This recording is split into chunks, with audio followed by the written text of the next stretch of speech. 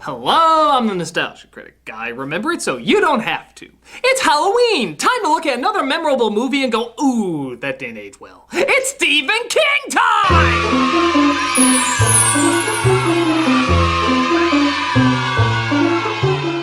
As usual, I have to start out praising this guy before I piss on this guy. Because the dude does have mad talent and has written a lot of awesome stories. But whether they don't translate well to film or they just pick the worst ones to adapt, his movies and miniseries rarely show the strength of his abilities, often resulting in hilarious results. Scaring the little girl! And to start off this review, how about a dramatic reenactment of how King chooses what to write about next?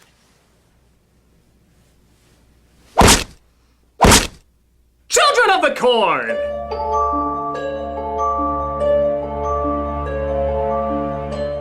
Based on King's short story, Children of the Corn looks at an already popular scary subject, creepy kids, and for some reason combines them with a yellow vegetable that's about as scary as, well, balloons. Does it pay off? Well, if you like to get paid in maize. It donned tons of sequels, a cult status, and of course, hundreds of people around the world saying, I think there's better King movies that could be made than this.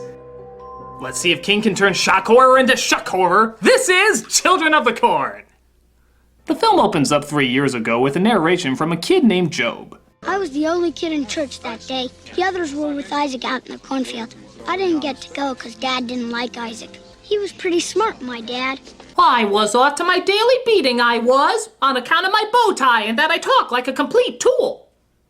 But kids start to surround a cafe led by their Amish mafia leader, Isaac, and get ready to take it down. And with wallpaper like that, do you really blame them?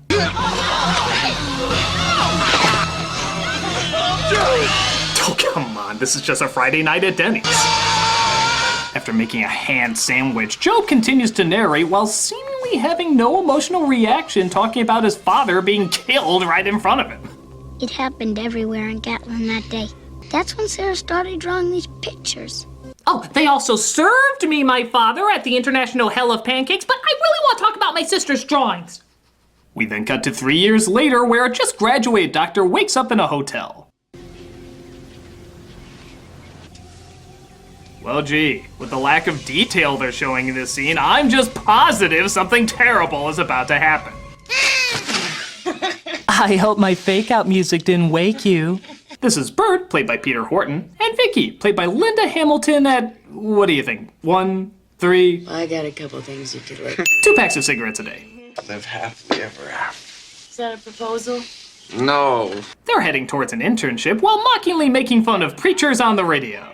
I guess that's a thing. There's no room for the fornicator. Amen. Peanut butter and white bread. No room for people who watch public television. No room for commitment. Amen. Come on. As someone who likes to make fun of religious practice, I hate that you won't commit to that religious practice. And of course the internship is just near our town of tiny pointless narrators. We weren't the only ones who thought Isaac was weird. Slaughtering a village falls into the weird category? How about we weren't the only ones who thought Isaac was a buzzkill? In that he'd kill you with a buzzsaw if he didn't like the way you looked? One kid tries to escape the madness to get help, leaving his 2 friends behind. Unless you tell anybody I'm gone. If you tell, you're gonna burn on the lake of fire for all eternity. We won't. Cross your heart, hope to die, stick a needle in your eye. Why do you even have that rhyme? It sounds like the lake of fire would be a million times worse. Okay, go! Nobody's looking! Thanks for shouting my escape, you little dumbasses. I'll be sure to let you keep my head if they remove it from my body. No real surprise, they do end up finding him, but not before, like I said, they try to somehow make corn actually scary. No, they'll fill me with dietary fiber! So one of the kids finds him and kills him. Gee, I can't imagine how they were tipped off to that. Nobody's looking! But luckily, our 2 main characters are there to save the day. Well, that could have gone better. Hang on. Let me check. Yeah, make sure she's okay before you check on the kid you steamrolled with your car. You're gonna be a great doctor. That was an animal. Yeah, an animal. Let's go. He goes to check on the kid, noticing that his throat has been slit. So So I want you to go back to the car and wait for me there, understand? And keep all the doors locked until I get back. Why? Where are you going? I'll tell you when I get back. Just do what I say. It is a little weird telling Sarah Connor to wait in the car. I don't think your sensitive mind can hear the truth yet. It's like telling The Rock not to look at a paper cutter, he'll pass out. It's just weird. But she eventually can't take it and finds that she has to look at the body herself. I'm so sorry. Jazz hands. Oh, Bert, I had the worst jump scare dream. It didn't tie into the story and was completely pointless. It's okay, we still killed a kid. Oh, thank God, that calms me down. So they put the kid in the trunk and drive off because that doesn't seem fucking suspicious. As they try to forget about their kid killing by putting on the radio. That'll work. Only by the blood of the Lamb are we saved. Getting tired of that crap. I mean, how many King films have religious bashing now? You can make fucking playing cards out of it. I really think we should open it. They also decide to open up the kid's briefcase because bad enough they killed him, they might as well rob him too. Jesus Christ. Not in my book. It's like some sort of primitive folk art. I think it's repulsive. Sheesh, I've seen more tolerance from Bill Maher on Islam. Did the church sting you as a child or something? Good boy, sorry. They surprisingly come across a mechanic who seems to be the only adult left in town. Which is kind of odd. Did they keep him around because he was the only mechanic? Were there really no other adults needed alive for anything else? How about someone who knows the password for the adult sites? We've had ourselves... I ain't got no gas. No, I don't need I gas. ain't got no diesel fuel neither.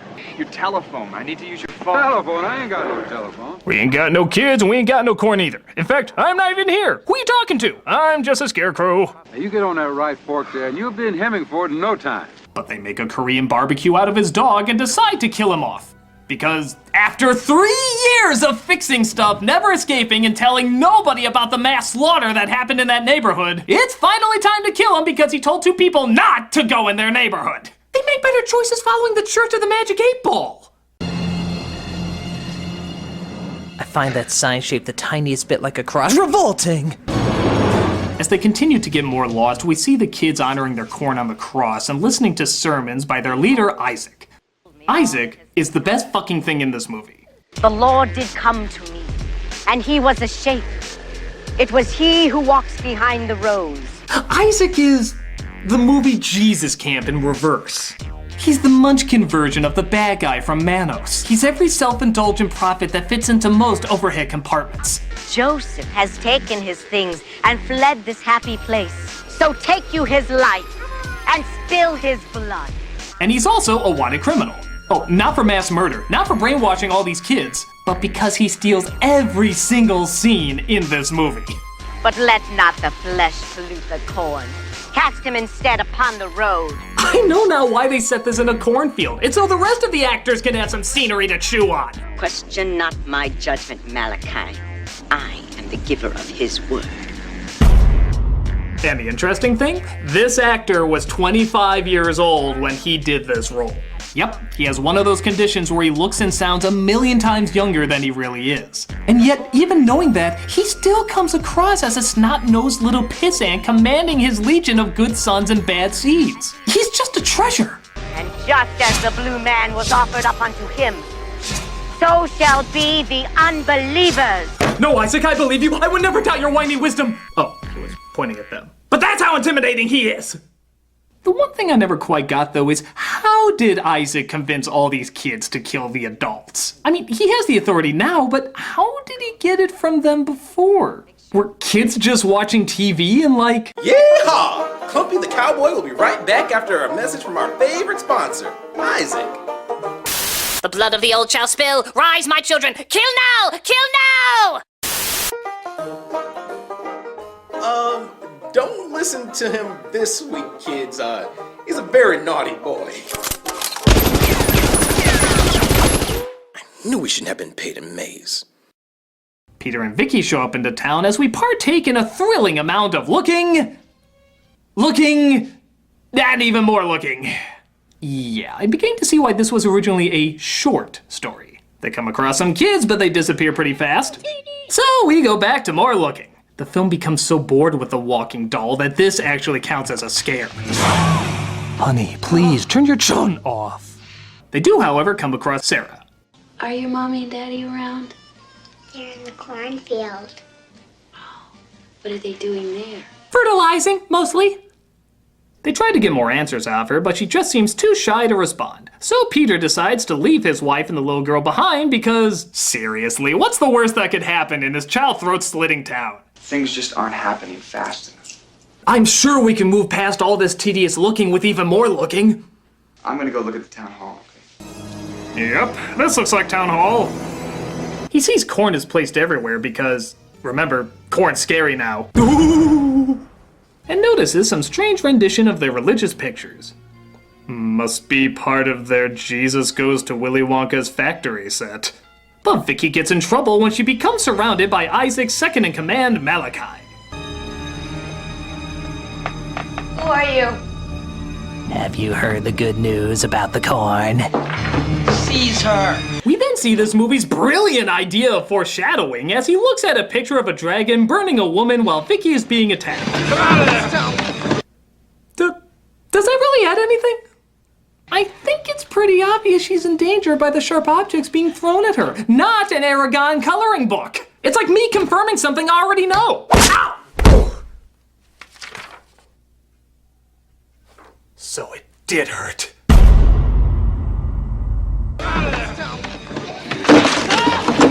Here's Corny. Oh wow, I really need James Cameron to write for me. They take her away as we see the kid's drawing predicted what was gonna happen like she predicted everything else that was gonna happen. Why, this looks like a job for Stephen King's favorite trope! Unexplained psychic child. So you're psychic, huh? Where did that come from? I don't know. How did you get it? I don't know. What will you do with it in the future? I don't know. If I took it out of the story, will we miss it that much? Probably not. Off you go, unexplained psychic child. The less we know about you, the lazier. They turn Peter's vehicle into a corn on the car, not allowing him to follow Vicky to Isaac. The fact that you want to kill me is fine, but doing it by placing me on a cross-shaped cross is just revolting. But there are burnt kernels among the corn. You know not the laws. He's the god of blood and sacrifice, not ceremony. Down on your knees, heretic. Shut your mouth, Isaac. You've grown prideful apart from us. I will not indulge your quarter-life crisis! Seize him, punish him, cut him down, I command you. I am the word and the giver of his laws. I am the snapper at bitches! Do it now, or your punishment shall be 1,000 times, 1,000 deaths, each more horrible than the last. They are tired of your talk, Isaac. I refuse to believe that. Nobody can ever get tired of Isaac. He who is tired with Isaac is tired with life! No, you dare not, you blaspheme. He will punish you. The jaws of hell will devour you. All of you! No! Can we just make an Isaac doll? No, you don't have to. I already made a prototype! I am the word and the giver of his laws. Take you his life and spill his blood. Look for it in your produce section.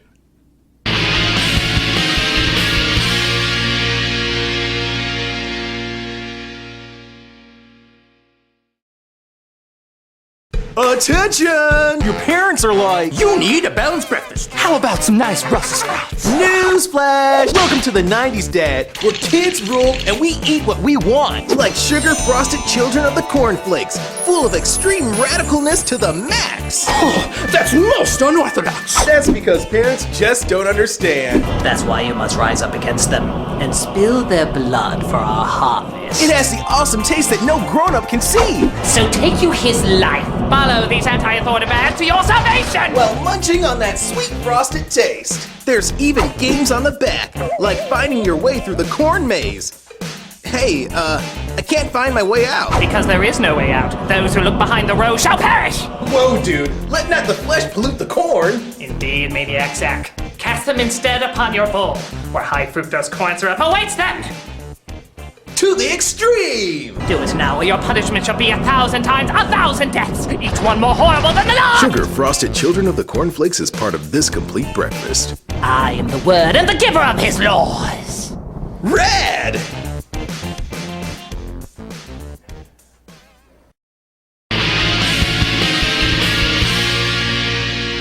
So while Peter looks for Vicky, he comes across what I think is Tom Cruise's initiation into Scientology. Stop it! Stop that! Hold the Outlander! Oh, well, that stopped us. Your presence does profane this holy place.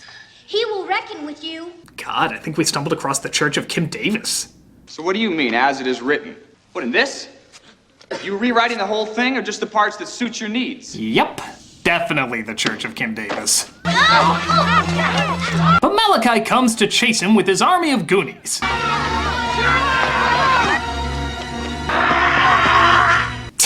Wow, that kid really wanted to make the most of his one scene. I will throw everything into this garble of vowels! The corn is gonna rumble tonight. Outlander! Why is light pushing the only thing that can defeat them? It's the abracadabra way of defending yourself. Shit. Malachi smells his Mark Hamill hair, but luckily Job is there to sneak him out and lead him to where Vicky is being held. That, and things are not looking so good for Isaac either. I did as you commanded! I was good! Why does the sacrifice include turning yourself into Eric Cartman? No! I did as you commanded! I did everything you wanted! No! So Isaac is consumed by, Liquid Schwartz, which apparently Jiffy pops him into hell. But Peter arrives in time to save Vicky with probably the fakest fist fight you'll see in a while.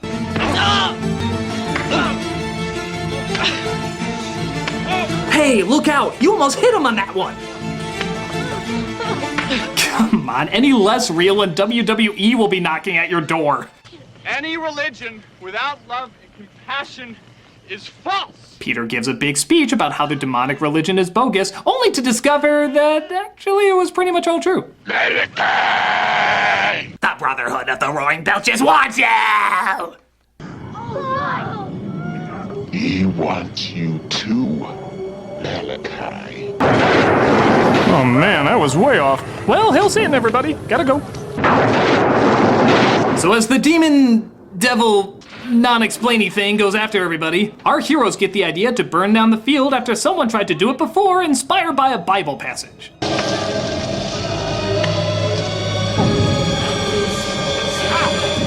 Surprisingly, corn is still not scary, guys. This looks more like torture porn for old McDonald. Job saves him, but Peter is surprisingly kind of a dick about it. What are you doing here? Get back to the barn, hurry up! Go on, move! Excuse me! See if I save you next time a vegetable goes evil dead on your ass!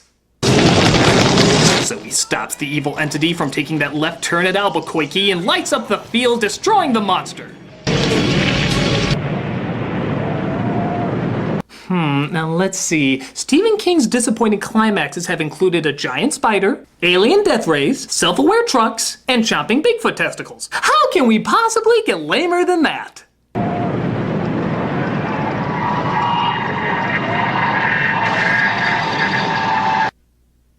With Casper the Friendly Explosion!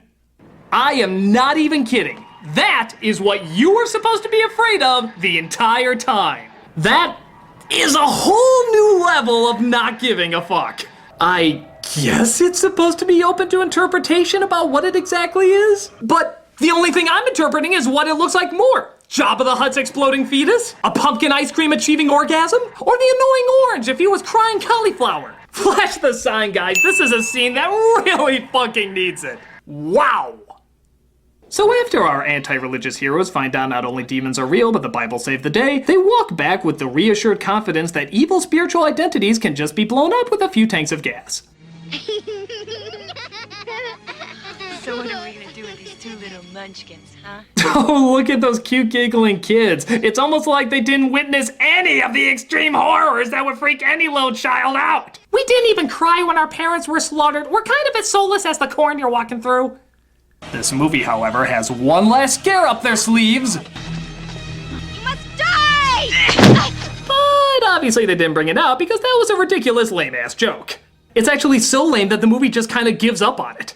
Yeah, that's really how it ends. No music, no scary build-up. It's like even they knew how stupid this was and just wanted out as quickly as possible. You must die! Yeah, fuck it, we're done, folks. We didn't want to put that ending in, but the studio made us. Boo, I guess. And that was the awkwardly ending, awkwardly beginning, awkwardly Stephen King. The movie doesn't really bring much new to the scary kid idea, and what it does bring is either too slow-moving or doesn't make any sense. The only scares it focuses on is that of violence, which is a shame because you can really do a lot with scary kids in movies, as other films have shown both visually and psychologically. But nope, these kids just stab stuff and quote scripture. That's it. If you don't find that especially creepy, then you're not gonna find this especially creepy. But to be fair, the best thing about the film is just how fucking hard the kids are trying. These actors are throwing their fucking all into this movie, even in the tiniest scenes. Sure, a lot of it's over the top, but they're just so much fun to watch. And their dedication to this insanity is pretty much what makes the movie. Especially Isaac, who in my opinion can do no wrong. In fact, I think we should rise up against the flesh of the old and give our undying allegiance to Isaac. Wait a minute, who wrote that? Isaac! God damn it, Isaac, how did you get anyone to follow you? You don't understand. I have incredible persuasion powers. I can even intimidate you with the power of corn! Yes, corn. Pretty tasty. It's still not scary. Not even the burnt ones? No. What am I going to do? My whole routine is fear through brute violence and no psychological effort. How's that gonna get me popularity today?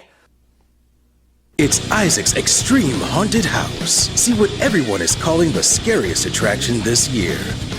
In you go.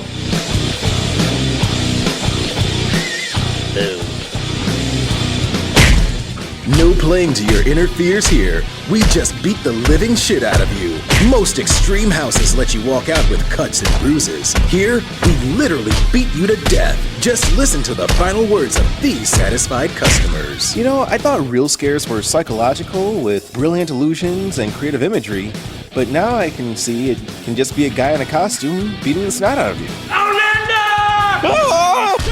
We got lines around the block! I guess people are more forgiving of lazy scares as long as you just beat the shit out of somebody. And that's about it for Nostalgia-ween. I only have a top 11 list to do, and after that we'll be in November. So thank you so much for watching, and... Oh, I see. You don't like the fact there was only 2 Halloween reviews this year, huh? Okay, alright. You want me to pull a Simpsons Halloween special and go 1 week into November with another Halloween review? Okay, I'm only doing it to keep you happy. Until then, I'm the Nostalgia Critic, and the world loves to pay an asshole. No!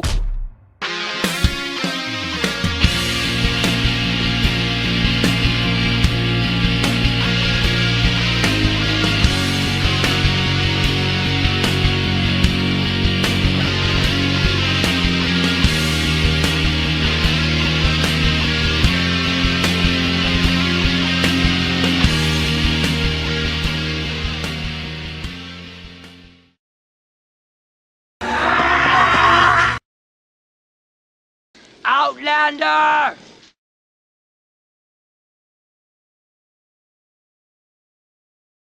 Hey, Beerless Doug Walker doing the charity shout out, and this week we are doing the Wounded Warrior Project, and this is something that's exactly what it sounds like. It is trying to get money, attention, and care to people that have served for us in the past and have had usually terrible things happen to them, whether it be physical or psychological or financial. These are people that deserve our absolute best and are not always getting it. So this is an organization that tries to come together in every possible way to help these people out. Every single way imaginable, they try to benefit these people. These are soldiers that have signed up and put their lives on the line, and they have had so much stuff happen to them, and this is an organization that's trying to say thank you. Thank you for your hard service. You deserve the absolute best that we have to offer, and they are trying to make that happen. Through fundraisers and triathlons and all sorts of various events, they try anything they can to try to get attention, money, and care to the people that deserve it most. This is definitely a good organization to check out. If you go to their YouTube page, you can see all the good stuff that they do. Please definitely take the time to go and support the people who have put everything on the line to keep us safe.